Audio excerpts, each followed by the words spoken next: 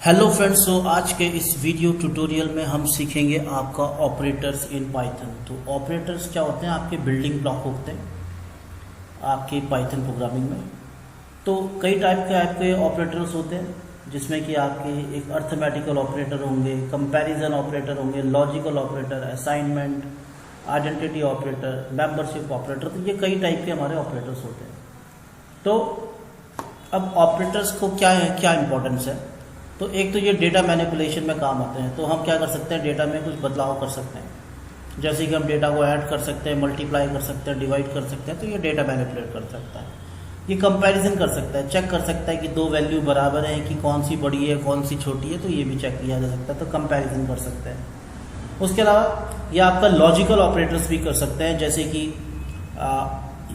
And और not, इस तरीके की चीज़ें, कि यानी कि दोनों कंडीशन ट्रू होनी चाहिए, या कोई सी भी एक ट्रू होनी चाहिए, या कोई सी भी ना हो। तो इस तरीके ये वेरिएबल को कुछ वैल्यू असाइन करने के काम आते हैं, ठीक है। उसके अलावा ऑपरेटर्स के आपके आइडेंटिटी चेकिंग में भी काम आते हैं, इज और इज नॉट करके जो फंक्शन होते हैं, टेस्टिंग में भी काम आते हैं। तो ये हमारे अलग अलग टाइप के ऑपरेटर्स के काम है। अब हम सबसे पहले शुरू करते हैं आपके अर्थमेटिकल ऑपरेटर से। तो अर्थमेटिकल ऑपरेशंस को बनाने के लिए मैं सबसे पहले यहाँ लिख लेता हूँ AI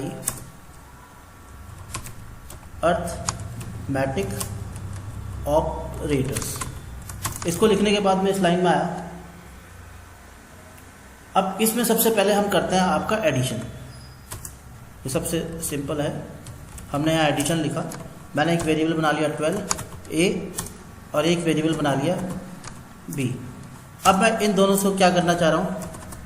ऐड करना चाह रहा हूँ। तो ऐड करने के लिए मैंने एक वेरिएबल और बना लिया रिजल्ट, जिसमें मैंने लिख दिया A + B, और मैं प्रिंट कर देता हूँ उसके अंदर रिजल्ट। तो ये क्या करेगा? आपका दोनों को ऐड कर देगा। तो एडिशन के लिए प्लस का दो मतलब इसमें मतलब जो हम असाइन कर रहे हैं वो किसके अंदर कर रहे हैं? प्लस। तो प्लस नाम से ही आपका एडिशन का चलता है।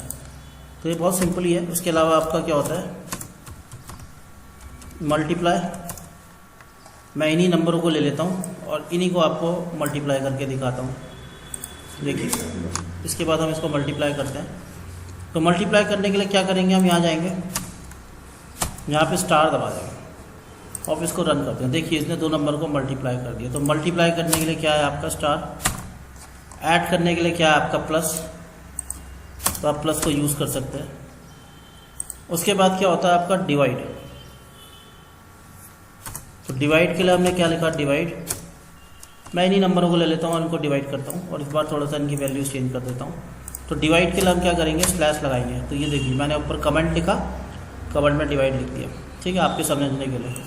यहाँ पे मैं लिख देता हूँ 5। अब इनको हम डिवाइड करते हैं। तो डिवाइड के लिए यहाँ क्या लगाना पड़ेगा? स्लैश। रन करते हैं। तो जो भी इसमें आउटकम आएगा, अगर 12 को 5 से डिवाइड करेंगे तो 2.4 इसका आपका आंसर है। तो ये डिवाइड भी कर देगा। डिवाइड के बाद हम लेते हैं आपका मल्टीप्लाई कर लिया हमने, ठीक है। मल्टीप्लाई हम कर चुके हैं, एडिशन हम कर चुके हैं। अब एक सब्ट्रैक्ट भी कर लेते हैं हम। सब्ट्रैक्ट यानी कि माइनस करना। मैं इन नंबरों को ले लेता हूँ, कॉपी कर लेता हूँ। अब देखिए, सब्ट्रैक्ट के लिए क्या लगाएंगे? माइनस, ठीक है। जो भी हमने लिया उसमें क्या लगा देंगे? माइनस। और मैं इस वैल्यू को थोड़ा सा बड़ा कर लेता हूँ, या थोड़ा छोटा कर लेता हूँ, 5। तो A माइनस कितना आना चाहिए? आपका आंसर 7। तो 12 - 5 = 7। तो ये आपका माइनस करता है।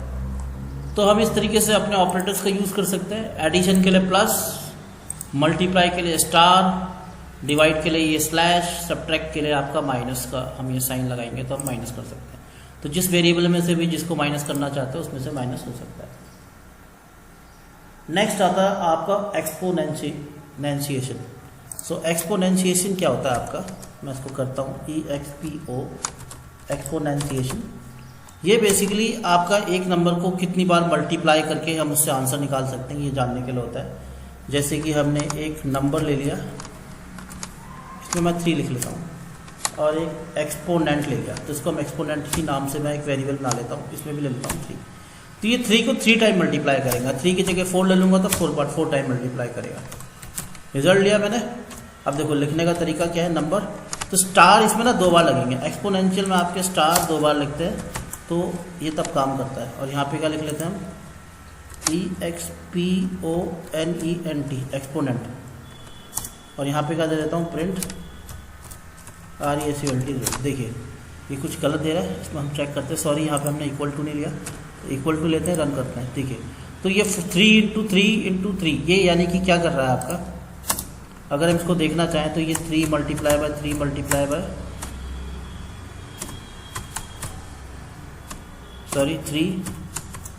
3 तो ये आपके 3 नंबर को 4 बार मल्टीप्लाई करके आपका रिजल्ट दिखा रहा है। तो एक्सपोनेंशियल आपको इससे मल्टीप्लाई करके दिखाता है।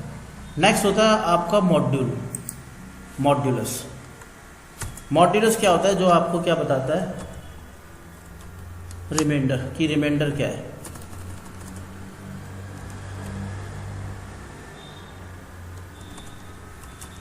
मॉड्यूलस ये किससे रिप्रेजेंट होता है आपका, ये परसेंटेज के साइन से। अब हम इसको बना के देख लेते हैं कैसे बनेगा।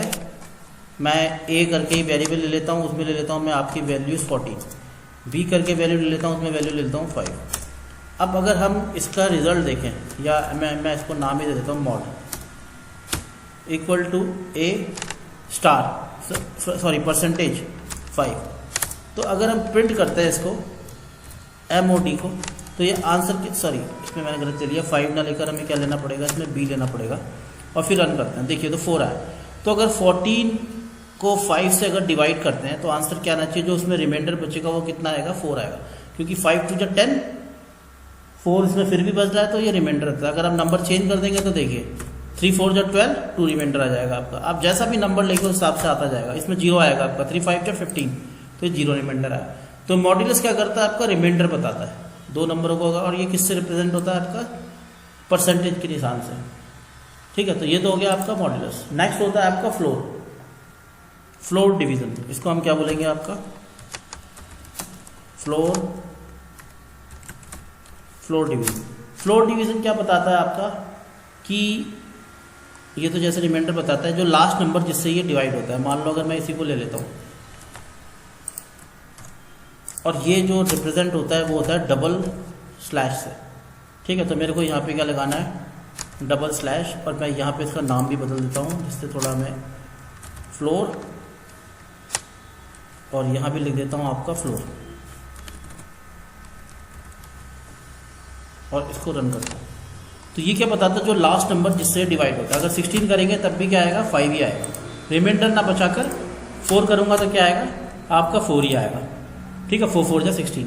तो जो लास्ट नंबर जिससे ये डिवाइड हो रहा है, ये वो नंबर दिखाता है। जैसे 19 कर दिया तब भी आपका 4 ही आएगा, है ना। 4, 5, 20 कर देंगे तो 5 हो जाएगा, जिससे टोटल डिवाइड हो जाता है। तो ये क्या बताता है आपका, फ्लोर डिवीजन की क्या बचा है। तो ये हम डबल स्लैश से इसको डिनोट करते हैं। तो ये इसमें अलग अलग ऑपरेटर्स हैं जिनको हम यूज़ कर सकते हैं, और ये सब के सब आपके प्लस, माइनस, मल्टीप्लाई, एडिशन, ये सब किसके अंदर आते हैं, आपके अर्थमेटिकल ऑपरेटर्स के अंदर।